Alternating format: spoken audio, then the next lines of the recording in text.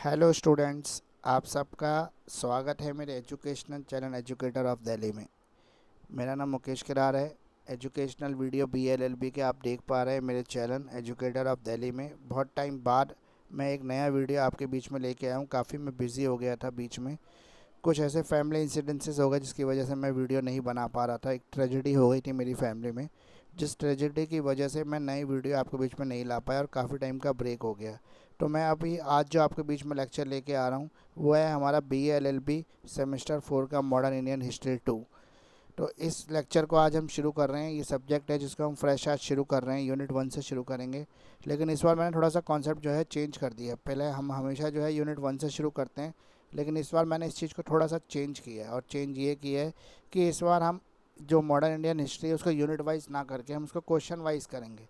यानी कि बहुत सारे ऐसे क्वेश्चन हैं इसके अंदर जो रेगुलर रिपीट होते हैं और अधिकतर एग्ज़ाम में वही क्वेश्चन पूछे जाते हैं। और तो बच्चों को काफ़ी आसानी होगी इस कॉन्सेप्ट से पढ़ने से।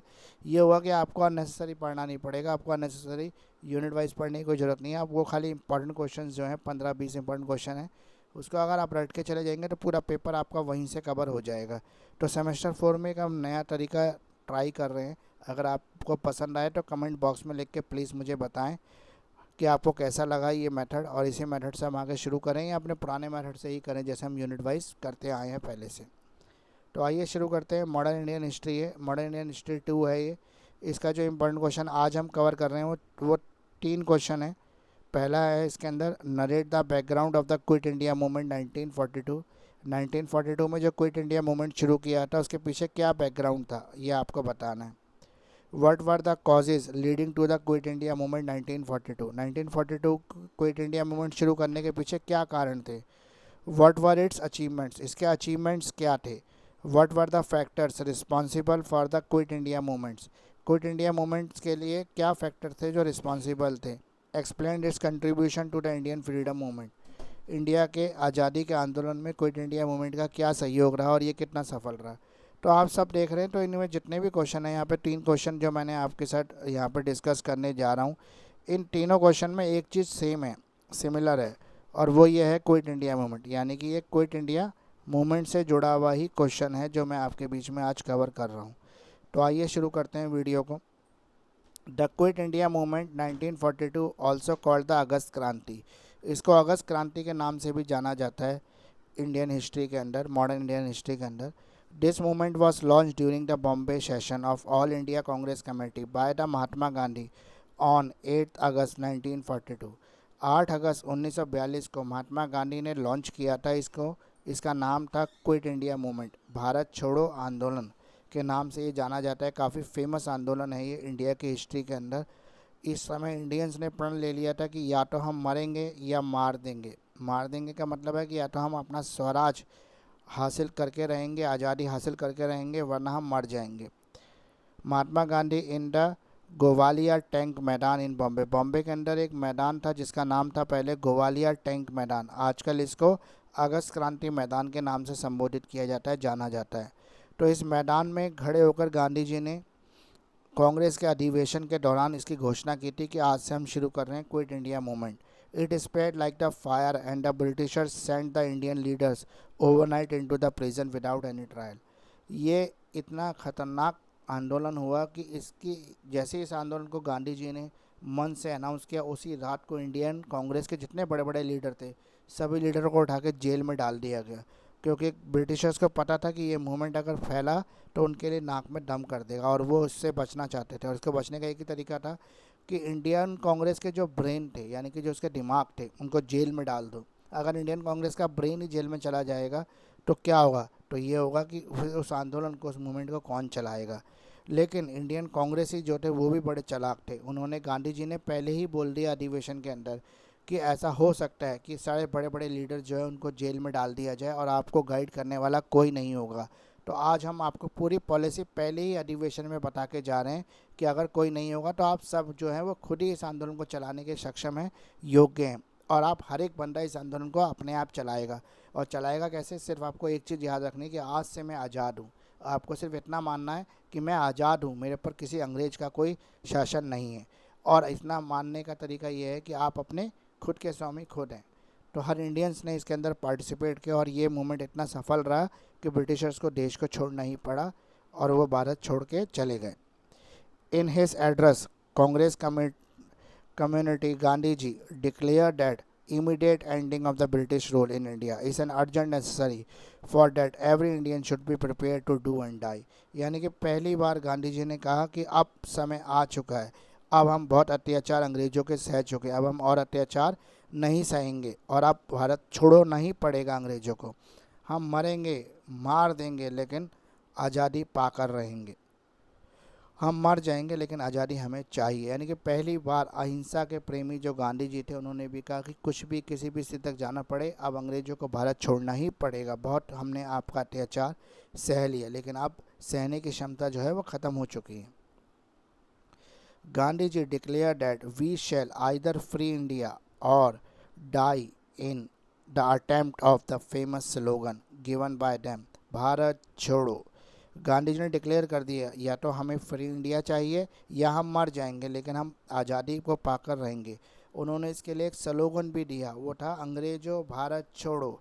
भारत छोड़ो इतना फेमस स्लोगन हुआ कि हर नागरिक की जुबान पर ये चढ़ गया। हर आम जन जो हिंदुस्तानी मानता था अपने आप को, जो अंग्रेज़ों की ग़ुलामी से आज़ाद होना चाहता था, उसके लिए मूल मंत्र का काम किया इस मंत्र ने, भारत छोड़ो ने। और सबका एक ही नारा था, चाहे वो महिलाएं, चाहे वो बच्चे हैं, चाहे वो पुरुष हैं, सब कहते थे अंग्रेज़ों भारत छोड़ो। Reason for quit India movement, क्या रीज़न था इसके पीछे, क्यों गांधी जी ने ये मूवमेंट चलाया। The failure of the Cripps mission further reduce any chance of the constructive engagement of the Indian national Congress with the British government. तो क्रिप्स मिशन जो था उसकी जो बातचीत चल रही थी इंडियन नेशनल कांग्रेस का ब्रिटिश गवर्नमेंट की, वो फेल हो चुकी थी, उसमें अब कुछ भी नहीं बचा था।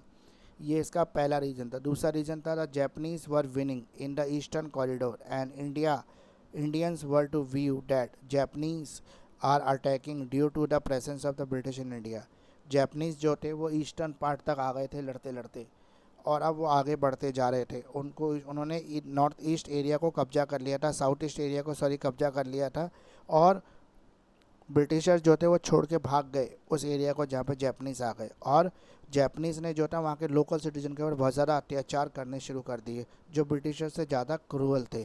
तो इनको पता था इंडियंस को कि एक ही कारण है कि इंडिया के ऊपर अगर जैपनीज़ अटैक करेंगे, वो इस वजह से क्योंकि इंडिया जो है वो ब्रिटिशर्स के कब्जे में है। अगर ब्रिटिशर छोड़ कर चले जाएंगे तो जापान हमारे ऊपर आक्रमण नहीं करेगा, ऐसा इंडियन कांग्रेस के लोगों का मानना था।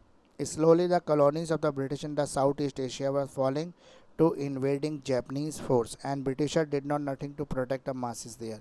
यानी कि बहुत सारी कॉलोनीज़ जो थी साउथ ईस्ट एशिया की, उस पर अब जैपनीज़ का कब्जा हो चुका था और उन्होंने अत्याचार अपने शुरू कर दिए थे, लेकिन ब्रिटिशर्स ने कोई भी कदम नहीं उठाया उनको बचाने के लिए, बल्कि छोड़ के भाग गए।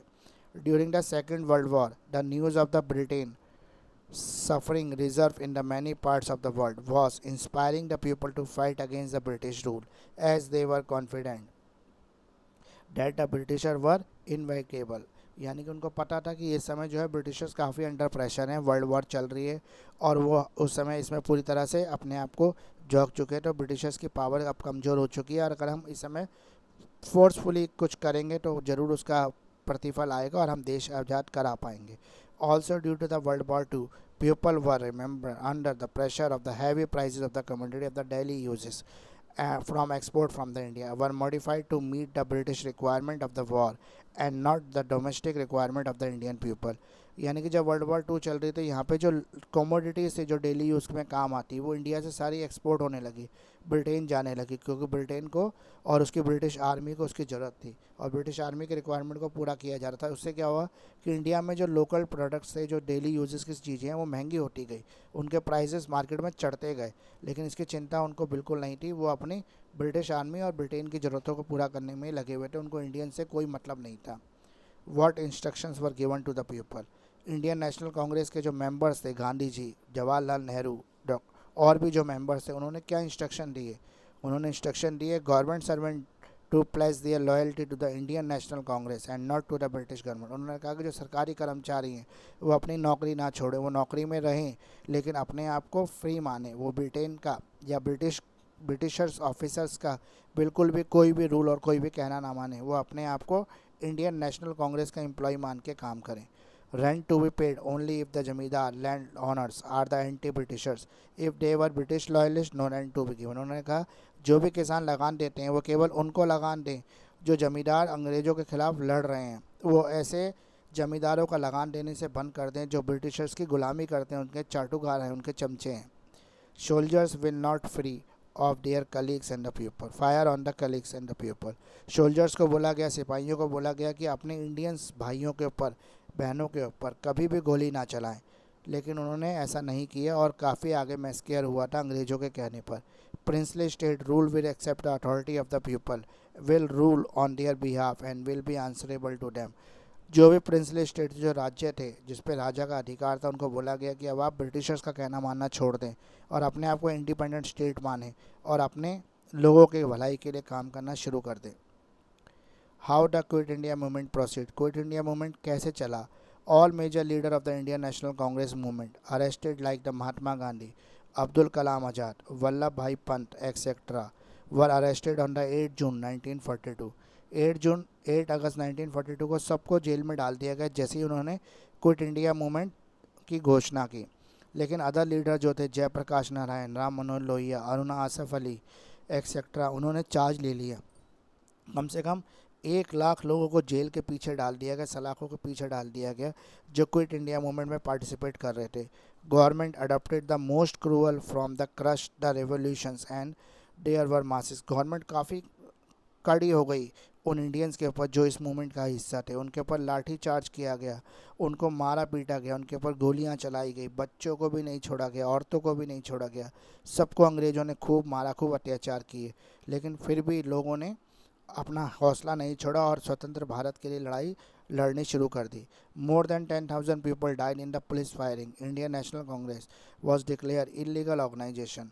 10,000 से ज़्यादा लोग जो थे वो पुलिस फायरिंग में मारे गए, जिनको अपने ही इंडियंस भाइयों ने जो ब्रिटिशर्स के पुलिस में भर्ती थे उन्होंने मार दिया। इंडियन नेशनल कांग्रेस को उस समय डिक्लेयर कर दिया कि इलीगल ऑर्गेनाइजेशन, उसके सभी ऑफिस पर कब्जा कर लिया ब्रिटिश गवर्नमेंट ने और सभी जितने भी लीडर थे उनको उठा के जेल में डाल दिया।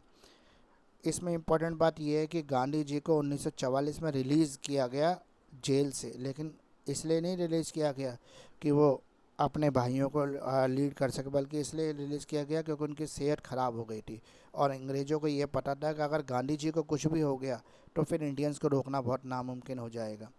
इतना बुरी स्थिति हो गई कि इंडियंस ने जो था जितने भी ब्रिटिश ऑफिसर्स के घर थे उनको तोड़ फोड़ दिया। जहाँ भी ब्रिटिशर्स मिल जाते थे उनके ऊपर पत्थरबाजी होने लगी, उनको लोग घेर के मारने लगे, उनको परेशान कर दिया, उनका रहना इंडिया में मुश्किल कर दिया।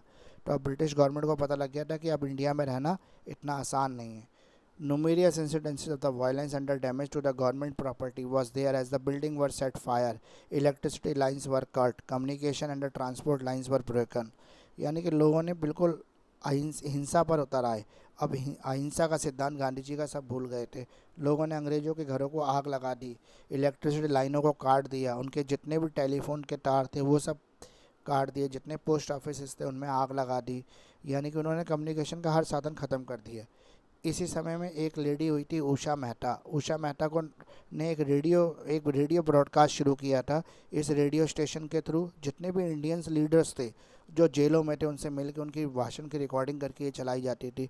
ये रेडियो स्टेशन जो था उसकी लोकेशन हर बार चेंज कर दी जाती थी, हर डेली चेंज होती थी ताकि ब्रिटिश गवर्नमेंट उसको पकड़ ना पाए। लोग इसको समय पर सुनने के लिए इतने बेकरार होते थे कि इससे जो था मास मूवमेंट जो चलाई जा रही थी quit India movement, quit India की, उसको कंट्रोल किया गया। और ये इतना ज़्यादा प्रभावशाली था कि छोटे छोटे इंडियन लीडर्स ने भी इस रेडियो के माध्यम से लोगों तक अपनी आवाज़ पहुंचाई। तो इस रेडियो चैनल से जो जुड़े हुए थे वो लोग थे विट्ठल भाई जावेरी, चंद्रकांत जावेरी, बाबुर भाई ठक्कर, ननका मोटवानी। ननका मोटवानी कौन है? ननका मोटवानी है owner of the Chicago radio. इसने शिकागो रेडियो के इक्विपमेंट जो थे वो ला के इंडिया में प्रोवाइड किया है। वो टेक्नोलॉजी यहाँ पे इंडियंस को बताई ताकि वो एक रेडियो स्टेशन चालू कर सके। The telecast message of the Gandhi ji other important leaders of the Indian Congress. Indian national Congress के जो भी लीडर्स थे इंपॉर्टेंट, उन सबके भाषण जो थे वो चलाए जाते थे रेडियो के ऊपर। वो क्रांतिकारी भाषण थे जिसकी वजह से उनको इंस्पिरेशन मिलती थी इस मूवमेंट को चलाने की। और डॉक्टर राम मनोहर लोहिया, अच्युतार्य पटवर्धन, पुरुषोत्तम टीकाराम, इन सबों ने इस रेडियो के थ्रू जो थे नेशनल सॉन्ग गाए, लोगों के अंदर देशभक्ति की भावना जगाई, और इस रेडियो स्टेशन के थ्रू लोगों को डायरेक्शन दी जाती थी कि अब हमें क्या करना है और कैसे भारत को आज़ाद कराना है। Some Indian group oppose the movement of the quit India, लेकिन हमारे बीच में भी कुछ ऐसे लोग थे जो इस मूवमेंट का विरोध कर रहे थे। वो थे ऑल इंडिया मुस्लिम लीग, जो इसका विरोध कर रही थी, प्रिंसली स्टेट इसका विरोध कर रहे थे, इंडियन इंपीरियल पुलिस इसका विरोध कर रही थी, ब्रिटिश इंडियन आर्मी इसका विरोध कर रही थी, द हिंदू महासभा इसका विरोध कर रही थी, राष्ट्रीय स्वयंसेवक संघ भी इसका विरोध कर रहा था, द इंडियन सिविल सर्विसेज भी इसका विरोध कर रही थी। The British refuse to grant the immediate independence, saying it could happen only after the world war two ended. उन्होंने कहा कि हम वर्ल्ड वॉर टू के ख़त्म होने से पहले भारत को आज़ाद नहीं करेंगे, लेकिन उन्होंने वचन दिया कि वर्ल्ड वॉर टू ख़त्म होते ही भारत को वो आज़ाद कर देंगे। कम्युनिस्ट पार्टी ऑफ इंडिया थी, वो भी सपोर्ट नहीं कर रही थी, ब्रिटिश गवर्नमेंट को सपोर्ट कर रही थी, क्योंकि उनको पता था कि जो यूएसएसआर है वो ब्रिटेन के साथ मिलकर लड़ाई लड़ रहा है, और यूएसएसआर जो है वो कम्युनिस्ट पार्टी है। मुस्लिम लीग भी कहती थी कि जब तक ब्रिटिशर्स जो है वो पार्टीशन नहीं कर देंगे कंट्री का, तब तक हम इस मूवमेंट को सपोर्ट नहीं करेंगे। यानी कि जितने भी लोग सपोर्ट नहीं कर रहे थे वो अपने पर्सनल स्वार्थ की वजह से सपोर्ट नहीं कर रहे थे, उनका अपना कोई पर्सनल रीज़न था, उनके अंदर देशभक्ति की कोई भावना नहीं थी, वो देश को नहीं बचाने की कोशिश कर रहे थे, वो अपने पर्सनल जो एजेंडा था उसको पूरा करने की कोशिश में लगे हुए थे। तो इसी के साथ ये लेक्चर हमारा ख़त्म होता है। तो इतना समय आपने दिया, आपको लेक्चर कैसा लगा ये कमेंट बॉक्स में लिख के ज़रूर बताएं, क्योंकि आपके कमेंट्स ही हैं जिसके थ्रू हम आपसे कम्युनिकेशन कर पाते हैं, और आपके कमेंट्स हमें रेगुलर मिलने चाहिए ताकि हम अपने वीडियो के अंदर कुछ चीज़ों का सुधार कर सकें। वीडियो आपको कैसा लगा ये ज़रूर कमेंट लिख के बताएं। अगर वीडियो में आपको कोई कमी नज़र आए तो वो भी बताएं, ताकि हम वो कमी आने वाले वीडियोस में दूर कर पाएँ। तो जिन लोगों ने मेरा पूरा लेक्चर सुना है लेकिन अभी तक मेरे चैनल को शेयर और सब्सक्राइब नहीं किया, वो प्लीज़ अपने सारे व्हाट्सएप ग्रुप में शेयर कर दें और सब्सक्राइब ज़रूर कर दें, क्योंकि सब्सक्राइब करने से और बेल आइकॉन दबाने से आपको ये फ़ायदा होगा, जैसे ही मेरा कोई नया वीडियो आएगा वो तुरंत आप तक पहुँचेगा और आपको नोटिफिकेशन आएगा और आप उसको जल्दी से देख पाएंगे, उसका फ़ायदा उठा पाएंगे। तो दोस्तों आप पढ़ना शुरू कर दो, क्योंकि जैसा अभी यूनिवर्सिटी से अपडेट निकल के आ रहा है सीसीएस से कि मई के एंड तक आपके एग्ज़ामिनेशन फॉर्म आ जाएंगे और जून में आपके एग्ज़ामिनेशन 4th सेमेस्टर के, 2nd सेमेस्टर के और 6th सेमेस्टर के, 8th सेमेस्टर के और 10th सेमेस्टर के हो जाएंगे। तो सभी स्टूडेंट तैयारी अपनी शुरू कर दें, पढ़ना शुरू कर दें। समय बहुत कम बचा है और अब ज़्यादा समय नहीं है, इसलिए समय ख़राब ना करते हुए पढ़ाई शुरू कर दें। तो डोंट फॉरगेट टू सब्सक्राइब ज़रूर करें और बेल आइकन को भी हिट कर दें। इसी के साथ आप सबका धन्यवाद, थैंक यू इतना समय देने के लिए। हमारे चैनल के साथ इस तरह जुड़े रहें। और मैं आपको बता चुका हूँ कि इस बार जो है वीडियो थोड़ा सा लेट हो गया, क्योंकि एक ट्रेजेडी मेरी फैमिली में हो गई थी जिसकी वजह से मैं वीडियो डाल नहीं पाया, इसलिए काफ़ी टाइम बाद मैं वीडियो आपके बीच में अपलोड कर रहा हूँ। तो थैंक यू फ्रेंड्स, मेरे साथ जुड़े रहें, इस तरह से इंस्पायर करता है आपका कमेंट मुझे, और मुझे कमेंट आपके रेगुलर मिलने चाहिए। आप मुझे मेरे इंस्टाग्राम और फेसबुक पर भी फॉलो कर सकते हैं। मेरा इंस्टाग्राम आईडी भी एजुकेटर ऑफ दिल्ली के नाम से है, मेरा फेसबुक पेज भी एजुकेटर ऑफ दिल्ली के नाम से है। तो आप मुझे वहाँ पर भी फॉलो करें, वहाँ पर भी काफ़ी यूज़फुल इन्फॉर्मेशन मैं शेयर करता रहता हूँ। तो थैंक यू फ्रेंड्स।